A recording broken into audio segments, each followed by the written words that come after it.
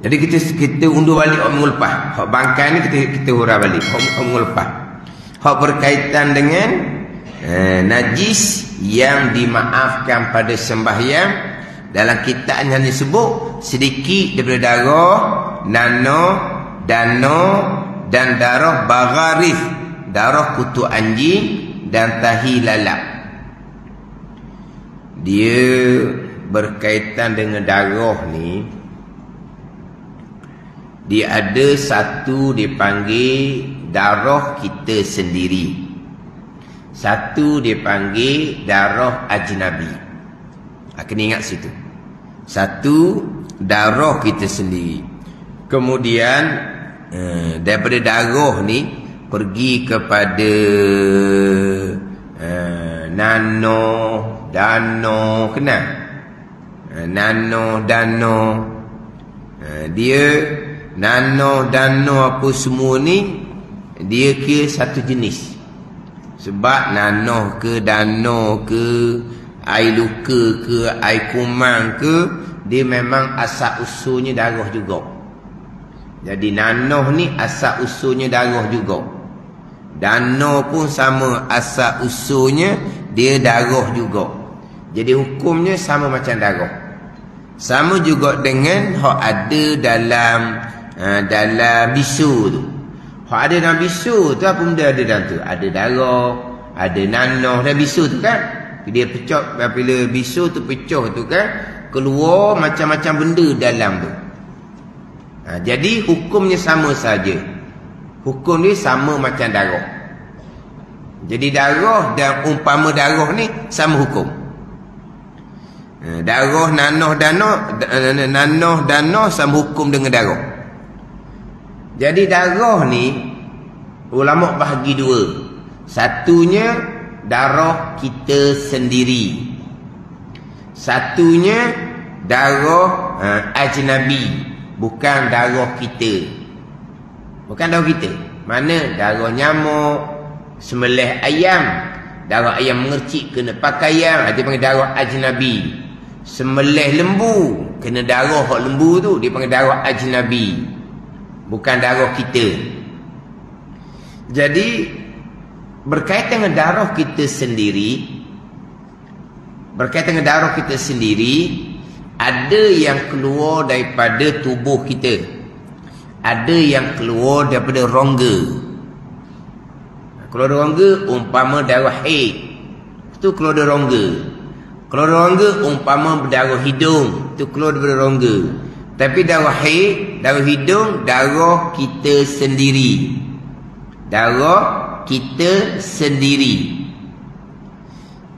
Jadi kalau darah kita sendiri keluar daripada tubuh kita, bukan rongga, umpama tubuh kita luka, kena pisah, itu darah yang keluar daripada tubuh kita. Ataupun biasa saya buat contohnya darah pacat. Darah pacat, kita sebut darah nyamuk, kita sebut darah pacat, tapi tak sama maksud dia tu. Sebut darah nyamuk, kita katok nyamuk, darah tu mari daripada tubuh nyamuk. Tapi darah mari tubuh nyamuk pun lepas isap darah tubuh kita. Nyamuk kalau dia nyamuk lapar, kita katok nyamuk kan ada darah, itu nyamuk lapar. Bila kita katok nyamuk keluar darah, kita panggil oh kenyang dah. Kita panggil kenyang. Mana nyamuk tu kenyang dah, diisap darah tu dah lama dah. Mana darah kita lah darah nyamuk ni, asal dia. Tetapi apabila masuk dalam tubuh nyamuk, kita katok darah dalam tubuh nyamuk tu pecah, kena baju kita, dipanggil darah ajnabi, darah asing, bukan darah kita. Asal darah kita, tapi bila masuk tubuh nyamuk, dia panggil darah ajnabi. Itu kalau kita sebut dengan darah apa baju? Darah nyamuk. Darah apa kain tu banyak? Darah pacat. Apa makna darah pacat? Bukan darah yang ada dalam tubuh pacat. Sebab pacat diisap darah orang, Bila pacak tu kenyang, dia akan jatuh. Pacak dah ke mana dah kitanya? Pacak tu akan jatuh. Kalau kita kata tu apa benda kain tu? Merah, darah pacak. Darah yang ada di pacak ke darah betih kita, peha kita yang bekas pacak gigi? Darah betih kita, darah peha kita. Itu darah kita sendiri. Kita panggil darah pacak. Tapi bukan darah dalam tubuh pacak. Sebab pacak tu tak ada, dah jatuh dah pacak tu. Itu beza. Sebutan kita darah nyamuk, sebutan kita ni darah pacak, dia tak sama. Darah nyamuk, darah ajnabi. Darah pacak, darah kita sendiri. Maksudnya darah pacak tu darah yang keluar daripada betih kita. Bekas pacak gigi. Keluar daripada peha kita. Bekas pacak gigi. Itu darah kita, bukan darah pacak. Tapi darah yang keluar kerana pacak gigi. Kena faham situ. Kita sebut darah nyamuk, kita sebut darah pacak, tapi maksud kita berbeza. Itu macam mana? Kalau sebut darah pacak maksud apa? Darah yang dalam tubuh pacak kenyang lah. Dah, pacak tak ada dah. Jatuh dah ni. Oh, kalau ada pacak, kalau ada pacak lagi dah. Apa? Tepik nolong dah. Tepik se, nolong se. Bukan begitu? Tepik nolong dah. Allah, pacak tu halu je. Tuang tu besar manusia ni. Tepik nolong bawa dengan pacak halu. Peganglah dianya, kenyek. Oh, tepik lagi, nolong lagi, melopak lagi, telorah kain. Biarlah. Tak ada dah malu-malu, tak ada dah. Ada dah. Tak ada malu dah. Habis lorah kain-kain. Tepik nolong. Bendanya halu je. Nampak dia tu. Dia tu apa? Peganglah. Lepas tu ni tarik putus dianya. Masa sebut dulu main je. Naik. Buat main dia naik buat naik. Dia buat main je budak-budak. Dia gitu kan. Tak naik dia naik. Okey, dia pun naik. Tengok dia berjalan. Ada apa ni? Oh, tepik nolong tak padang ke benda ni. Geli tau. Takut. Tak ada dah pacak, tak ada. Sekarang darah pacak ni, darah yang keluar daripada betih kita, bekas pacak gigi. Itu dia panggil darah kita sendiri. Jadi, kalau darah kita sendiri, yang bukan keluar daripada rongga, keluar daripada betih tadi, banyak mana sekalipun dimaafkan. Bukan sedikit ni. Sedikit umpama darah nyamuk. Itu darah ajnabi. Ada ni. Tengok balik dari kebun, memanglah cek tengok takut ada bekas-bekas pacak ke apa ke. Tak ada. Kita pun mandi siap. Pakai kain semayang pun semua, kita pun semayang. Lepas tu berasa sejuk je. Tengok Allah. Di kain plekat tu kalau kata berjeruk panggil tak? Banyak tu panggil apa? Berjeruk. Berjeruk air tau. Basuh kuyup tu. Basuh kuyup kena hujan, panggil berjeruk kau tau. Panggil berjeruk tu. Sama je tau. Dia kena dia panggil basuh kuyup. Kita panggil basuh berjeruk tau. Kita panggil berjeruk tu. Dia tengok dia kain plekat kita nak Allah penuh dengan darah. Kain plekat. Betih kita ni penuh dengan darah. Sampai ke atas jadah pun ada darah. Banyak mana sekalipun, keji sekalipun tengok, kekal dimaafkan. Sebab apa? Sebab darah kita sendiri. Walaupun keji sekalipun, kekal dimaafkan. Kalau kita sendiri, gilah kepada nano pun sama. Jadi kalau orang tu dia kena penyakit kudih-kudih ataupun jenis kecing manis, Di pakaian itu banyak mana sekalipun darah, dano, busuk pakaian dia itu, kekal dimaafkan. Nak sembahyang juga dengan kain yang sama, sah. Sebab apa? Sebab darah di sendiri, dano di sendiri, air kumang di sendiri, air luka di sendiri, banyak mana sekalipun dimaafkan. Ada ni. Tiba-tiba kita cara darah orang hak kudih ni, kita cara darah orang hak kecil manis ni dengan dano ni, kena sikit di pakaian semayang kita, sedikit dimaafkan.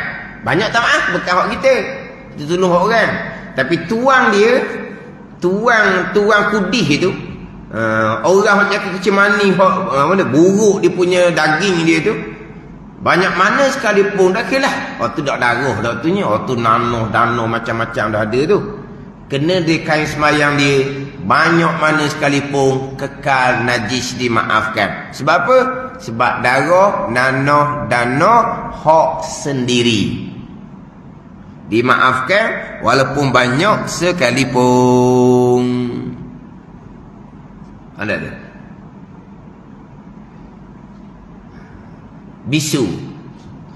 Bisu ni dia pecah, bukan kita yang pecahkan. Bisu ni sampai masih dimasuk, panggil masuk apa? Matang. Panggil apa? Bisu lama-lama dia pecah. Dia panggil apa? Kita panggil masuk tau. Kita panggil matang. Panggil apa? Jadi bisu tu dia lama-lama sampai masih dipecah. Bukan kita yang pecahkan. Tengok-tengok Allah pecah dah bisu. Banyak mana? Nanah bukan darah dah. Nanah banyak. Banyak mana sekalipun nanah tu kena dipakai semayang kita, meleleh di tubuh kita, kekal dimaafkan walaupun nampak huduh keji sekalipun. Sebab hak kita. Faham tak?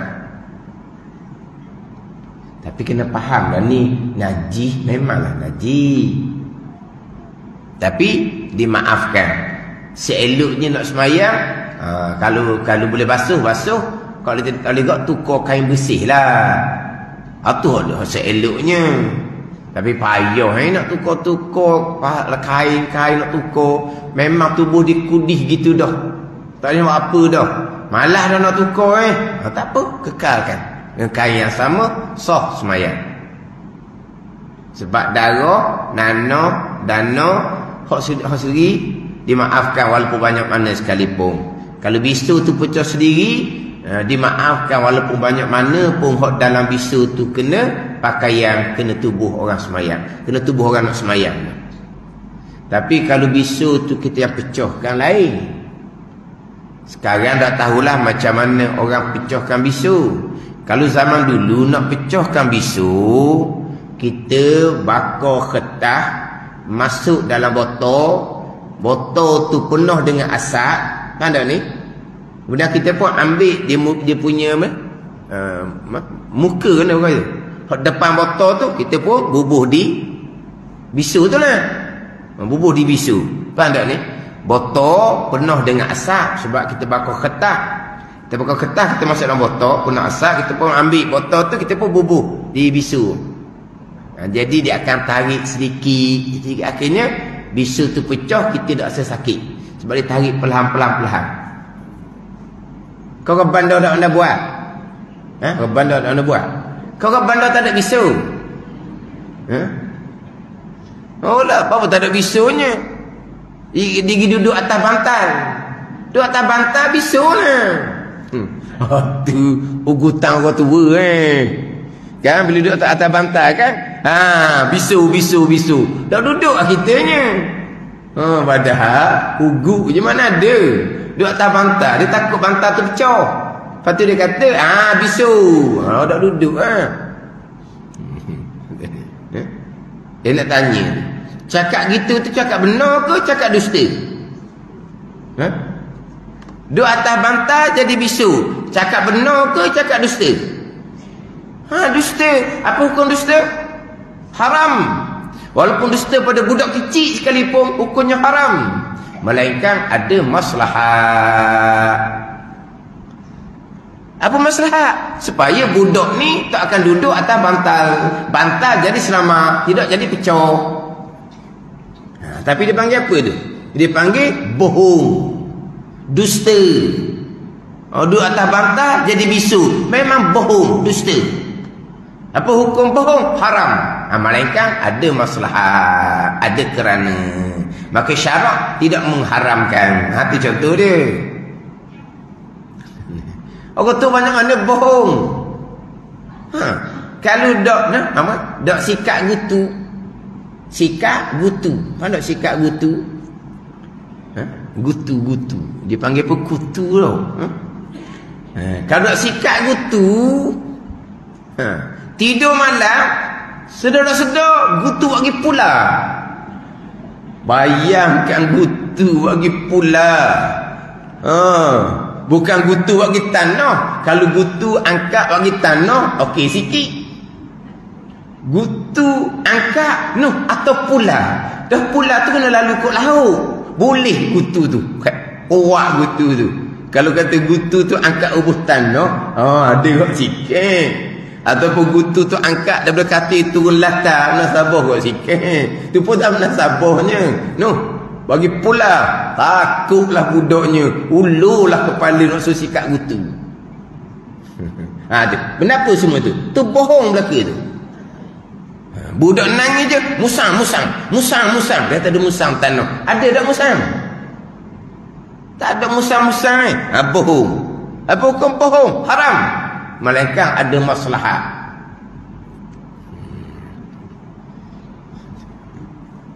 Dia orang tua boleh cerita gitu. Tapi masa budak-budak cahaya. Masa budak-budak memang tak duduk atas bantal lah. Jadi dulu dia nak pecah bisu tu dia buat dengan gitu lah. Dia berbotol buasak dia masuk situ. Tapi hak ni kita pecah sendiri. Tiba-tiba lepas habis dah bisu keluar, habis dah. Maknanya ada tinggal darah nanah di tempat bisu tu. Kena sedikit dia pakaian. Sedikit dia maafkan, banyak tak maaf. Sedikit dia maafkan, banyak tak maaf. Pada ni. Malaikat ada di tempat tu masih lagi dimaafkan. Sebab apa? Sebab kita yang pecahkan. Hak saya sebut tadinya, dia pecah sendiri, bukan kita yang pecahkan. Yang kalau dia bisu tu darah, nanah, dana, banyak mana sekalipun, kekal dimaafkan pada sembahyang. Hak sedikit ni, darah, nanah, dana, bukan hak kita, hak ajnabi. Contoh tadi, darah nyamuk.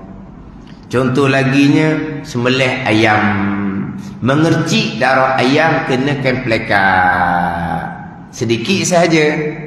Maka masih lagi dimaafkan. Cuma, kita nak nilai kok mana ni? Nak panggil banyak, nak panggil sedikit ni. Kalau satu lagi tadi. Hak darah sendiri. Darah sendiri dimaafkan jika kalau banyak mana sekalipun, melainkan darah sendiri yang keluar dari rongga. Darah haid keluar dari rongga. Darah hidung keluar dari rongga. Mana rongga? Rongga hidung. Maka hanya dimaafkan jikalau sedikit. Kita tengah semayang, lepas tu saudara tengok Allah, hidung darah, ada setitik, 2 titik hidung darah. Sikit ke banyak? Sedikit. Jangan berhenti semayang. Tapi kalau darah hidung tu darah nyocor, panggil nyocor tu. Nyocor panggil lah. Nyocor tu panggil apa? Kau banyak tu lah. Jadi darah banyak darah tu sendiri tu. Tapi keluar dari rongga. Dimaafkan hanya jikalau sedikit. Bila dah keluar banyak, berhenti semayang. Sebab apa berhenti? Batal. Kena setitik 2 je, darah hidung tu berhenti. Jangan berhenti semayang. Sebab apa? Dimaafkan. Sebab masih lagi sedikit. Tapi darah hidung, darah itu sendiri. Tetapi berbeza dengan darah pacak tadi. Kerana darah hidung, dia keluar daripada rongga kita. Bukan keluar daripada daging tubuh kita, bukan. Keluar dari rongga. Jadi darah sendiri, bukan keluar rongga, dimaafkan banyak mana sekalipun, Kalau keluar rongga dimaafkan jikalau sedikit. Darah ajnabi, darah nyamuk, darah ayam, darah sembelih lembu contohnya, dimaafkan jikalau sedikit. Kemudian sedikit banyak ni kita nak sukat macam mana? Nak panggil sedikit, nak panggil banyak ni. Nak sukat secara mana? Dia pandangan muktamad kira kepada uruf, kepada kiaan ramah. Pada kiaan ramah, bukan banyak tu darah nyamuk aje. Darah hidung setitik dua, tak banyak mana. Dia panggil sedikit. Ini ulama beza pandangan lah. Ada setengah pandang mengatakan sebesar tapak tangan barulah dihukumkan banyak. Kurang daripada tu hukumnya sedikit. Ada setengah ulama mengatakan sebesar 2 jari darah tu baru dihukumkan banyak. Kurang dihukumkan sedikit. Masyhurnya sedikit banyak diukur kepada duit 10 sen. Duit 10 sen. Mana sebesar duit 10 sen tu dipanggil banyak. Kurang daripada tu dipanggil sedikit. Itu masyhur. Tapi pada muktamad tak kira gitu, kira kepada uruf, pada akhiran ramai. Kalau darah nyamuk pasti sedikit. Kalau darah percikan selepas sembelih ayam kena kemplekat, sedikit lah sebab dia halu. Tapi halu dia banyak. Tapi dia halu. Dia halu mana ni? Halu tu sedikit lah, kecil. Tapi kalau kita himpun, nak himpun macam mana? Kalau ambil gambar budak komputer tu boleh himpun lah. Mana kalau himpun, kalau himpun besar tu. Tapi oleh kerana dia kena halu-halu. Kan sembelih ayam, di darah ayam kadang percik gitu kan. Dia percik gitu je. Jadi banyak dia plekat ni, tapi tak ada besar. Halu belaka. Halu gitu. Tapi kalau himpun banyak jadinya. Pandangan muktamad kekal hukum sedikit. Pandangan Imamul Haramain, guru pada Imam Ghazali.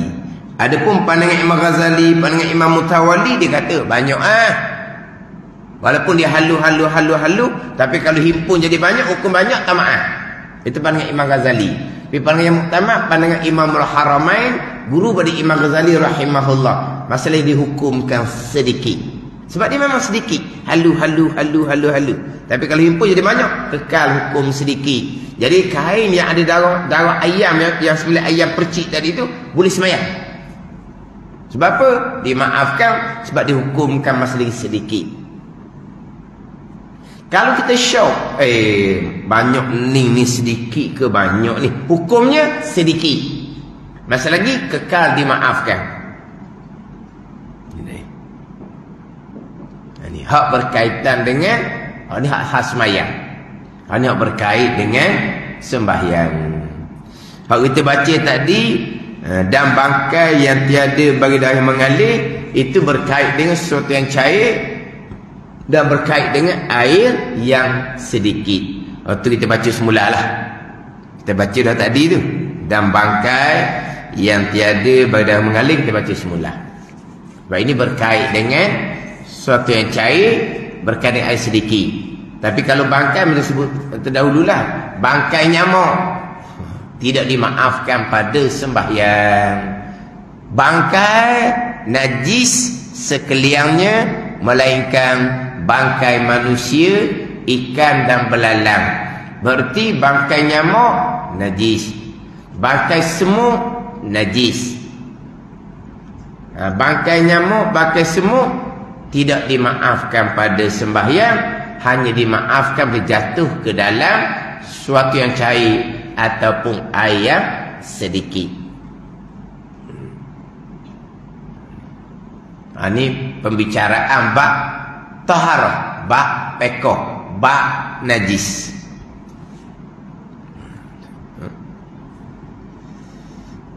Bunyi cerita belajar bab najis. Belajar bab najis tahu kan lah. Najis tak kenal, ada tak kenal najis. Lepas tu macam mana najis hak dimaafkan ataupun tidak dimaafkan? Kenal ada najis, macam mana cara menyucikan najis? Kaifiyah, cara menyucikan najis. najis mukhaffafah, mutawassitah, mughallazah. Yang aini nak cucikan macam mana, yang hukmi nak sucikan macam mana. Macam mana nak sucikan? Kalau kata najis itu atas sofa, atas cushion, atas kapet, nak sucikan macam mana? Berok ke budak kencing ke budak muntah ke atas sofa, nak macam mana? Atas cushion nak macam mana? Budak muntah atas cushion, naik kereta jalan jauh dia muntah atas cushion kereta, nak macam mana? Kena tahu cara lah. Kalau kata atas kapet masjid, nak macam mana? Itu najis aini tu, nak macam mana? Kena belajar molek lah. Masjid ni boleh jadi macam-macam. Boleh jadi macam-macam. Ada orang kencing dalam masjid. Ada. Hak budak tu budak lah. Hak orang tua ni, dia biasanya pakai pamper dah. Biasa pakai pamper. Dia orang tua ni dia tak sedar kencing. Dia jadi macam, bukan nyanyok, tapi dia sudah macam air kencing keluar tu macam dia sudah tidak ada kontrol. Ada? Tak ada kontrol dah. Biasanya pakai pamper. Hari tu mari masjid tak pakai pamper sebab lama dah jadi gitu. Molek-molek ada bangun dari tempat duduk tu, Allah. Orang tua kencing banyak mana? Banyak peladung air kencing situ. Nak macam mana? Ada orang dia muntah dalam masjid atas kapet, nak macam mana? Kapet ni kapet yang digamkan, bukan boleh angkat basuh di luar. Nak macam mana? Pernah sekali saya satu masjid, kucing dia mari nyok dekat dengan tu imam, dia kencing situ. Allah pandai sungguhlah. Masa tu setengah mayang ba'da isyak. Sudah main isyak belaka dah, mana balik sedang main pada isyak. Kucing ni bagi daripada nyok. Lepas tu dia kencing depan tu. Allah mudah reti sungguhlah. Dekat dengan tempat tu imam. Tempat tu imam tu tak ada sejadah. Kalau kencing atas sejadah senang. Sejadah tu kita buat keluar lah. Dia kencing atas kapek lah. Ada ni. Macam mana nak menyucikan najis? Dan ada orang dia terberok dalam masjid. Macam nak buat? Ada terberok. Dia masa nak semayang tu, dia bunyi dah. Tak sedap perut dia kata. Dia bunyi dah. Kawan dia kata, pergi bilik tandas dulu. Dia sayang dah lah orang nak semayang dah. Orang nak semayang dah. Dia pun semayang juga. Hukumnya makruh lah. Sebab dia nak qada hajat. Dia semayang juga makruh. Dengar tu dia pun lari keluar. Tak apalah, lari keluar lah. Tak boleh nak dah, tak boleh nak tahan dah, lari keluar. Okey.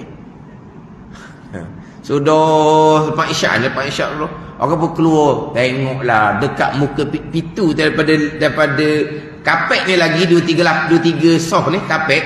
Ada ni. Apa ni? Berok cair. Tapi bukan berok stokor dah, bukan macam tai lembu. Stokor dah. Dia jadi macam apa dia? Apa dia? Siapa keluar, siapa ke tandas lah, macam mana tak tahulah. Tapi ada ni. Makna di pintu tu dalam dia punya kapet tu 3-4 soh lah. 3-4 soh kena. Nak macam mana ni? Di luar tu mozaik tak apa. Mozaik mudah je, ambil air basuh ni di belakang ni, dekat pintu ni ada 2-3 soh ni. Kapet gam belakang masjid. Nak macam mana? Pihak masjid dia guting. Bahaya masjid dia guting. Patahik dia guting. Hari Jumaat dia umum. Kita nak kutik di rumah kerana nak ganti kapet sebab ada orang berok atas kapet masjid kita. Dia umum pula hari Jumaat. Hak berok tu sampai ke mati dak dalam masjid tu. Apa dah? Tapi akhirnya tak ada beli kapet baru. Dia pergi beli kapet di kedai hak warna lebih kurang sama. Dia kerak-kerak dia tampal tempat tu. Macam saya ni orang kemudian. Tertanya-tanyalah kenapa di muka pintu tu ada tertampar kapet lain, walaupun warna sama tapi tak sama. Berbeza warna pun tak sama. Kenapa? Maka cerita sentiasa digunting. Tak tahu macam mana cara nak menyucikan najis ainiyah yang ada tak kapet. Nak buat macam mana? Hak saya tengok tu, hak kata orang kencing tu, masjid tu dia ada vacuum besar. Vacuum besar ni tinggi lah, besar, tinggi macam tinggi orang. Disiram air atas kencing tu, diseduk, kering. Disiram air, dia seduk. Disiram air, dia seduk. Tu. Dia ada vacuum, tak tahulah. Saya tak pernah tengok lagi vacuum tu. Rumah kan tak ada vacuum tu, ni masjid. Vacuum cukup besar. Besar, memang besar lah. Disiram air atas air kencing tadi tu, dia pun seduk. Disiram, dia pun seduk. Disiram, lepas tu seduk. Sampai kehilang segala-galanya. Kalau ada vacuum gitu, okey lah. Tapi biasa masjid tak ada. Nak buat macam mana? Dia kena belajar belakang lah. Kena belajar. Kita jaga masjid pula bersama telah. Masjid ni ada bagai-bagai. Kapek pula, kapek yang kalau dulu lain. Dulu semayang atas papang je. Atas tiko yang boleh buat keluar basuh tanah. Tu senang waktu. Latar pula papang pula berlubang. Cukup mudah nak basuh najis. Sekarang kapek yang mati, yang ikat di seming ni, yang gam di seming ni. Kalau ada orang kencing, orang berak, orang muntah, nak buat macam mana? Tu kena belajar belakang tu. Biasa duk tanyanya, macam mana nak basuh tilam? Anak kencing atas tilam, nak basuh macam mana? Ni nak basuh tilam. Tilam tu tak ada masalah lah. Biasanya orang akan pakai dia punya cadar. Gitu lah biasanya. Tapi kalau nak basuh, nak buat macam mana? Kena belajar belakang tu. Dia ada kaifiah, ada cara belakang. Betul dengan cara pakai air segelas sahaja, cetong yang kecil sahaja sudah menjadi suci. Tak kena cara menggunakan air satu baldi sekalipun, hukumnya masih lagi dihukumkan najis. Kalau betul cara menggunakan air satu cawan pun suci. Tak betul cara menggunakan air satu baldi pun kekal najis. Sebab dia ada kaifiah, ada cara nak menyucikan najis. Ada kena cara hanya memada air satu cawan. Tak kena cara walaupun satu baldi sekalipun masih kekal hukum najis. Dia ada kaifiah, ada cara. Ni ilmu-ilmu yang wajib fardu ain belaka kita mempelajarinya. Mana kalau kita bicara bab najis-najis ni bukan benda kecil-kecil. Ini berkait dengan sah batal sembahyang kita. Sah batal sembahyang ahli keluarga kita. Dan kalau lantai rumah kita, kalau basuh najis tak betul, kadang najis tak basuh pun, pakai lap-lap, kita kenal pun barang najis.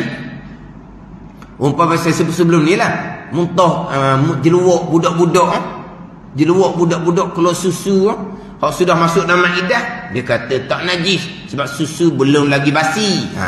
Tak kenal barang najis. Akhirnya dia tak basuh. Muntah ni jeluak susu atas lantai budak, dia pakai ambil tisu, dia pakai lap, begitu je. Lantai tu hukum najis. Bila kaki basah lepas habis semayang, anak beranak pakai pijak tempat yang sama contohnya. Ini berkait dengan syarat untuk sah semayang. Jadi hak bangkai itu kita bicara semulalah. Dan bangkai yang tiada bagi darah yang mengalir. Wallahu a'lam.